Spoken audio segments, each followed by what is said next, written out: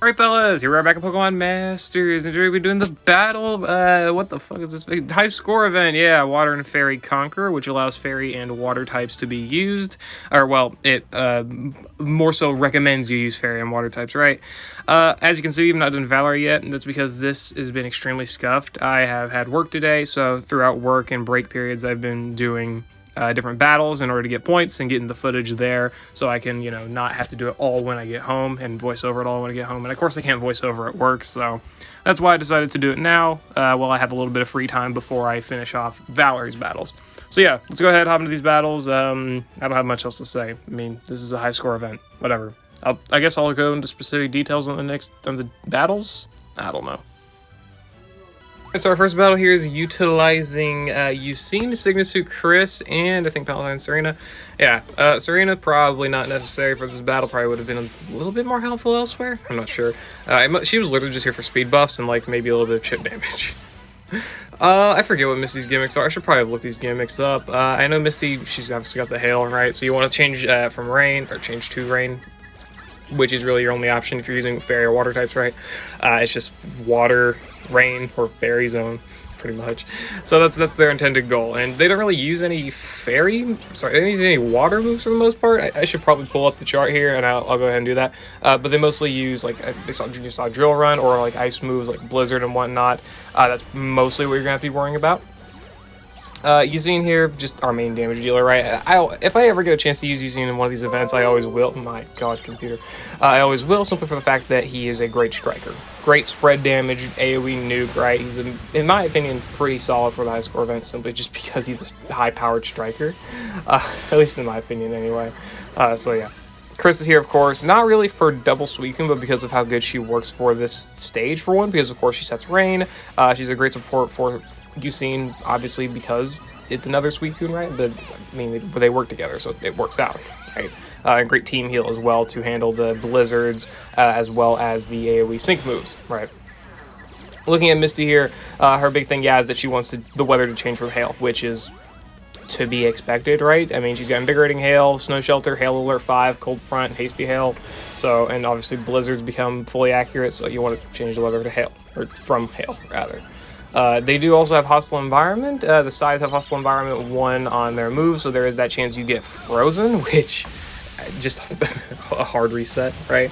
And also Misty's main gimmick here is reducing damage from physical allies, so you want to use a special attacker. In this battle, just in theory, mostly, Neo Champion Serena, Signusuit Lysander, Ucine, any special attacker, really. Fairy-wise, I think Gladion's better saved for Penny, because she's strong, she hurts. I don't know why specifically, but Penny hurts quite a bit. For me personally, at least. I don't really know why. I can't really justify explaining it, but Penny hurts. So I'd like to save Gladion for that battle, or also Elio. Elio's not fun either. I don't know, that's just the experiences that I've had handling these stages.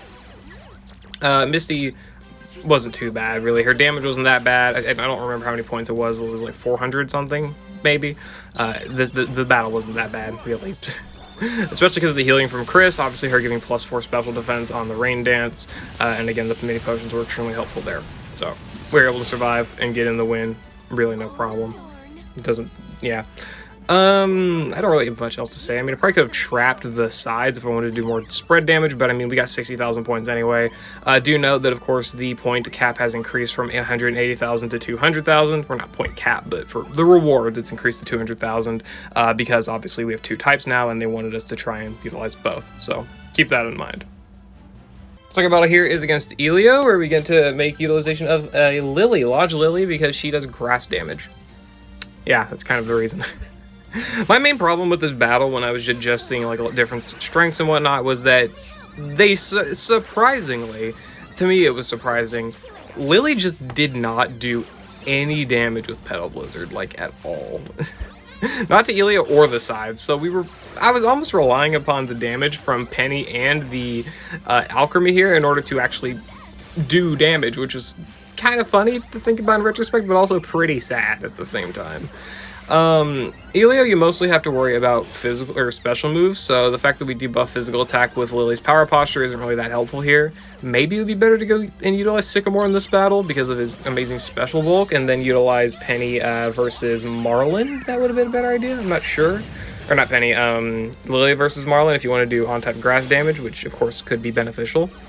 I did grid Lily with, I think, Super Duper Effective 2 and Power Posture and Stationary Target, so she does have pretty much all of her DPS multipliers for Petal Blizzard, yet despite that fact, you see it still hits like a feather. We brought the Alchemy for the mini potions as well as the ability to maximize both defenses, so that does of course help out a ton with our tanking, and we also are able to again debuff physical attack, though again, he is a special attacker.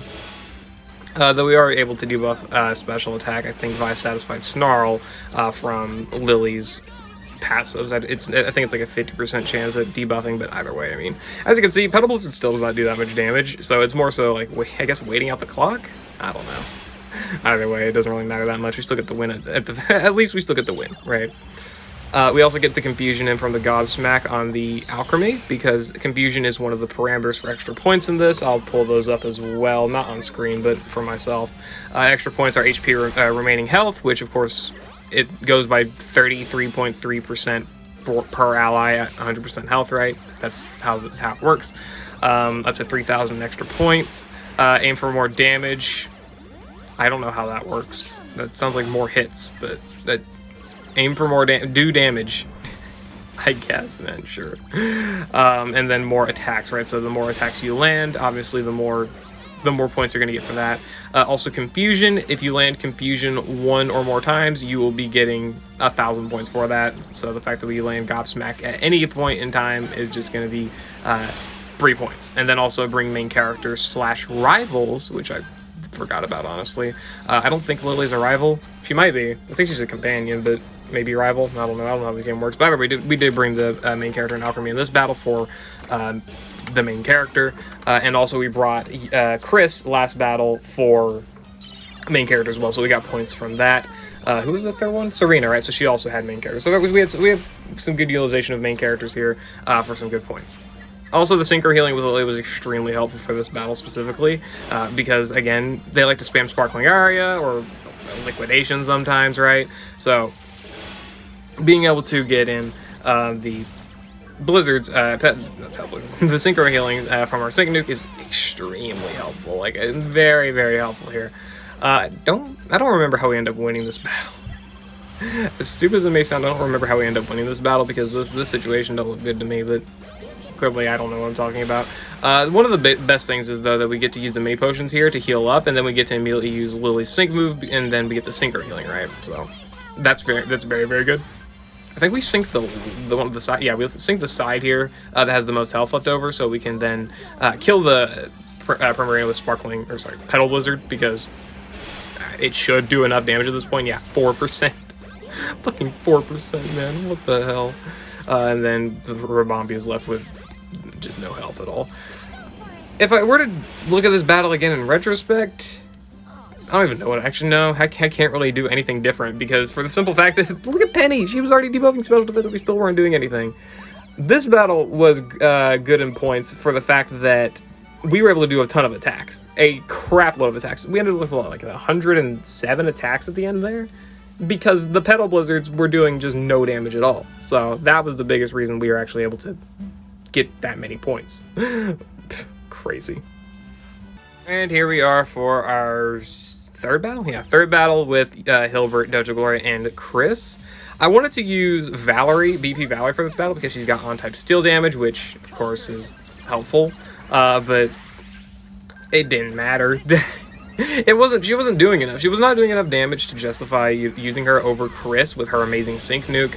My biggest problem was not necessarily killing the middle, which that was still kind of annoying to do, but the biggest problem that I had was dealing with the sides. The sides were surviving Valerie's nuke, obviously, because she doesn't hit that hard. So my main thing was, how can I maintain good damage while not sacrificing... or maintain good nuking damage while not sacrificing main damage, right? Because again, still Iron Head with BP Valerie is on-type damage, so you want to have something that at least is similar to that. And this battle's parameters is using physical attacks. No, this one's where you can't change weather, so we have to find a way to just deal as much damage as possible without having the direct abuse of weather effects like rain or fairy zone specifically. Which in this instance was utilizing defense debuffs and a little bit of sync ramping with Dojo Gloria, because we get in a bunch of sync countdown from her trainer move, which is extremely helpful for getting in these attacks. And obviously getting our nukes in before they do. Which I'm pretty sure we end up pre-sync clearing here, because Chris's nuke is pretty insane. All things considered, our nuke is pretty damn good. She's got Haymaker and Inertia. She also does have Superpowered 5, but of course that's not applicable here, not being water weak. The nuke is still good though. No crit, and it still did that much damage. That's nice. And just to not risk a potential death, I went ahead and went with the max move. Because who knows? That Blizzard could have one-shot my whole team, and then Endurance would have maybe procced, and then I would have got frozen, right? So it did not matter. Or, well, it could have mattered, right? I went with the max move. Could have done the max move on the middle. I could have definitely done that stage with a few more points, but I don't really care that much. I'm not going to aim for ranking in the high score event, and I also don't need the medal because I already have it. So I'll probably end up with, I don't know, 250,000 points? I don't remember what I end with. We'll see. In the setup here, we got ourselves the Volo and Sycamore team, and Crasher Wake participating for flinches, though I don't even know if he ends up getting any in this battle. Yeah, Crasher Wake was very substitutable in this. I don't remember how much strength was. I didn't look. Anyway, this relies on using Volo's trainer move to max out Sycamore's attack and crit, as well as his own attack and crit and special attack too. Sycamore, of course, does have he does have Team Shout. He's got Team Sharp Entry, but of course he wants max crit, and he would prefer faster attack buff so that we can get in more Hornleech damage as fast as possible. Because Sycamore is pretty capable of actually doing DPS damage with Hornleech, and more so importantly, healing up effectively any damage that the enemies may do to him with Hornleech as well, which is very, very, very fun for sure. We're also able to get in Volo's trainer move for himself because of that trainer move NPR, so Volo's actually pretty capable of doing damage as well. The only problem with this team really is a lack of spread damage, pretty much. I mean, there's no real spread move that any of these guys can use, so it's like you KO the middle, you KO the sides, one by one, right? Which, thankfully, because of Sycamore's healing, that's pretty possible to do. I do end up building like plus 10 special moves next because I just don't use Moonblast or Dazzling Gleam ever, which realistically would mean that probably Moonblast would hit for a lot more damage towards the end of the battle, but I just keep spamming Hornleech because it doesn't really matter. I did want to go for the Sin of Solidarity prior to the enemy sync move here, but I don't think it ends up happening. I'm pretty sure I missed some cues, but I mean, whatever. It's not really the biggest deal in the world. Go for the Hornleech. Yeah, I should have gone for the Sin of Solidarity in that instance. So because that would have probably helped keep Crasher Wake alive, and it would have prevented some unnecessary damage. But I mean, really, in the end, again, it doesn't matter that much. I mean, you're seeing this battle, aren't you? Volo's damage is pretty solid for this with the, Inferno, the Power Whip, everything that Volo can do, the damage that he can do, it's pretty effective. Not like the most effective thing in the world, but especially if he lands like any Hyper Beams or Giga Impacts while under Fairy Zone, the guy's going to be doing a lot of damage. That much is pretty much for certain, so that's good. Pretty sure Crasher Wake gets KO'd here, yeah. Crasher Wake can't survive, and the enemies do too much damage. So thankfully, we get ourselves Hornleech in order to make sure Sycamore is able to survive. Yeah, again, the biggest strategy pretty much with Sycamore is just survive, just deal more damage than what they can do. Also, that burn's pretty clutch. Realistically, that burn is pretty clutch. I guess I'm preventing damage, though I'm pretty sure he misses this liquidation. Yeah, it gets hit in confusion, right? The confusion plus the burn's pretty nice, and of course, again, we do get the parameters for having confusion, so obviously we get points for that. They get to take not only extra damage, but they get to take extra damage from confusion, but they also get to take extra damage from burn, and I get more points for it. Yippee. Just realized Blast Burn and Inferno have pretty much the same animation. That's lazy. They barely survive. The just barely survived that attack, which is a little wild. Wow. And then we mostly try and target the Barbarical here just so we can make sure, and then it misses. Or it doesn't miss it. It does miss and then it dies to the burn, right? We're trying to mostly deal some damage to the sides here so we can wear them down, which is what I'm pretty much doing here. They go for that rock slide and ends up, again, KOing themselves. Yeah, we end up KOing this, or it ends up KOing itself. Obviously, it tries to go for the rock slide, but, or no, it doesn't end up KOing it, so we had to go to the Dazzling Gleam. Burn, no, sadly, no burn. I didn't end up queuing a Horn Leech up here. I didn't even notice it, but I just never ended up queuing up Horn Leech because of how Vola's moves are screwed, with how it makes it look like you've queued up something, or how you haven't actually queued up something. Misjudgment. Doesn't matter. Heal up back to full, as you can see with that Horn Leech. This is pretty much where it would have been better to go for Moonblast instead of Horn Leech, but it didn't. Again, it didn't really end up mattering that much. Go for the Masterful Metronome. We go Inferno. It almost KOs them. We go for Volo's. No, we go for the Horn Leech, and then I was gonna go for Volo's Sync move first, and then he ended up dying. Doesn't matter though, because Sycamore's already survived the entire battle. Got him down to 1 HP. They're gonna go for Surf. Doesn't matter. They die to burn. Goodbye. Oh, brother. And there's 42 hits there, so I don't think that's an amazing number of hits, but I mean, it's something, right? How many hits do we get out of however many? 42 attacks to give us 2,400 points, right? So I think that's pretty good. Say, what, 60 attacks, we get you the max of 3,000. It's kind of a long battle to ask for, but whatever. 54,000 points total. We've already hit over the 200,000 cap. Let's just finish up Valerie, I guess. To finish up here, we've got ourselves the battle versus Valerie, obviously, as implied, with new champion Serena and Archie. I wanted to use Lysander, but for one, he's not EX, so his stats are not that great. And also, Archie is able to apply Rain, which is very good combined with Serena's rebuff and actually doing damage to the sides. Because the biggest problem with this battle wasn't necessarily Valerie herself, though Valerie was a pretty big problem, especially considering that didn't do much damage at all there. The biggest problem was the sides surviving. So going for some AoE damage with Archie's Origin Pulse and his AoE Sync Nuke, especially on top of Rain now, was a lot better than trying to make Lysander work.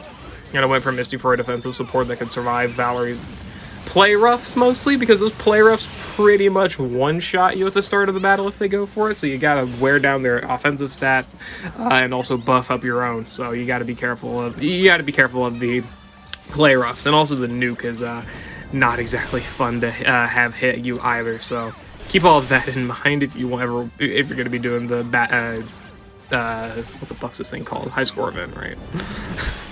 Did have to give him a potion there on Misty. I mean, it's just nice insurance, I guess, to survive, but wasn't really necessary there. Go for the Archie Sync Nuke here again. No, we go for the Serena Sync Nuke. I was thinking maybe go for Archie because you can get extra damage in on the sides, but I mean, Serena has the best potential to just KO Valerie before she's able to sync. And if Valerie sinks, it's not the end of the world. We will survive, but also may not leave us with enough HP to KO the sides, right? So multiple ways to have it played, and also, of course, just maintaining a high amount of HP is good for, obviously, getting the parameter where you have more HP remaining, so you got to keep that in mind. And I guess Thunder being super effective against the Azuma roll was nice, and I also do like how Valerie has both Fierso girls by her side, Catherine and Kaylee, I guess battling with each other. That's nice. That was cool. Combining the fairy and water aspects was honestly also pretty nice, so that's neat. That's neat. 61,000 points obtained there, 291,000 in total. Not the best explanations and whatnot, but also I don't really know the intricacies of the high score event that well, and I don't really try to figure them out either, just because I don't care about this game mode. I get the points needed for the rewards, and I'm done. I don't try and rank high or anything. I don't need to. I got the gauntlet ranking. I don't need the high score event ranking too. 291,000 points put me in the top. I think what it'd say 700, I believe.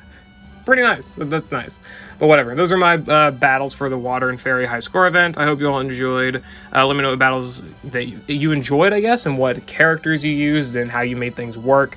I like the opportunities to use characters I like in the High Score event, but I also don't like trying to play against what enemies' gimmicks are that much, or on top of having the different parameters and also budgeting resources all at the same time. So it's a little bit annoying, but happy for those who enjoyed the event. So yeah, I'll see you all later. I hope you all enjoyed.